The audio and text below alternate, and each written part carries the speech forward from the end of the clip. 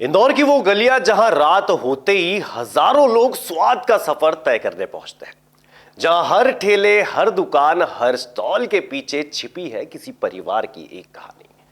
लेकिन कुछ महीने पहले जब सराफा चौपाटी की दुकानें हटाई गई, तब सिर्फ ढांचे नहीं हटे थे, कई लोगों का वर्षों पुराना रोजगार भी प्रभावित हुआ था।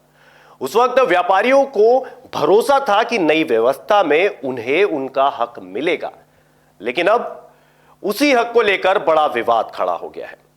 आरोप यह है कि दुकान आवंटन में पक्षपात हुआ है। पुराने व्यापारियों को पीछे कर कुछ नए चेहरों को आगे लाया गया और अब मामला पहुंच चुका है हाईकोर्ट तक। आखिर सराफा चौपाटी में ऐसा क्या हुआ कि सालों से कारोबार कर रहे व्यापारी न्याय की गुहार लगाने पर मजबूर हो गए हैं?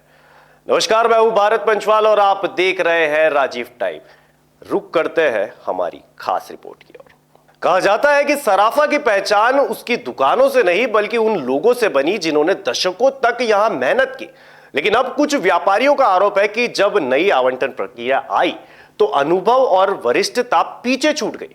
उनका दावा है कि वर्षों से व्यवसाय कर रहे कई लोग सूची से बाहर रह गए। सबसे बड़ा सवाल, अगर प्रक्रिया पूरी तरह पारदर्शी थी तो इतने विवाद क्यों खड़े हुए? व्यापारियों का कहना है कि उन्होंने सिर्फ विरोध नहीं किया बल्कि हर जिम्मेदार दरवाजे पर दस्तक दी, महापौर से लेकर अधिकारियों तक अपनी बात पहुंचाई। लेकिन उनका आरोप है कि उन्हें सिर्फ आश्वासन मिले, समाधान नहीं। अगर शिकायतें लगातार आ रही थी तो क्या उनकी निष्पक्ष समीक्षा हुई?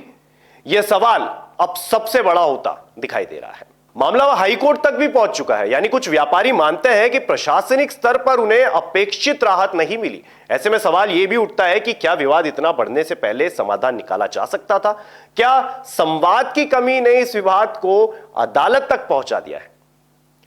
सोमवार की प्रेस वार्ता में व्यापारियों ने खुलकर अपनी नाराजगी जाहिर की। उनका कहना है कि यह केवल व्यापार नहीं बल्कि परिवारों के भविष्य का मुद्दा है। वर्षों की मेहनत और पहचान से जुड़े लोगों का दावा है कि उन्हें न्याय की उम्मीद अब न्यायिक प्रक्रिया से ही मिलेगी। फिलहाल आरोपों पर संगठन की ओर से कोई आधिकारिक प्रतिक्रिया सामने नहीं आई है, लेकिन अब सवाल लगातार बढ़ते चले जा रहे हैं। जब व्यापारी अदालत पहुंच रहे हो और जब पारदर्शिता पर बहस हो रही हो, तब जिम्मेदार संस्थानों के लिए भी स्थिति स्पष्ट करना जरूरी हो जाता है। सराफा की गलियों में आज सिर्फ स्वाद की चर्चा नहीं है बल्कि व्यवस्था पर सवाल भी उठ रहे हैं। व्यापारी जवाब मांग रहे हैं, प्रशासन से पारदर्शिता की अपेक्षा कर रहे हैं और अदालत से न्याय की उम्मीद लगाए बैठे हैं। अब देखना यह होगा कि जांच और कानूनी प्रक्रिया इन सवालों का जवाब देती है या नहीं, क्योंकि जब वर्षों पुराने व्यापारियों को अदालत का दरवाजा खटखटाना पड़े तो सवाल सिर्फ आवंटन पर नहीं उठते, सवाल पूरी की पूरी प्रक्रिया पर उठ जाते हैं। इंदौर से जुड़े तमाम अहम मुद्दों को राजीव टाइम पल पल उठाता रहेगा और आपको दिखाता रहेगा। अगर आपको यह वीडियो पसंद आई हो तो इसे लाइक करें, शेयर करें और कमेंट करना ना भूलें।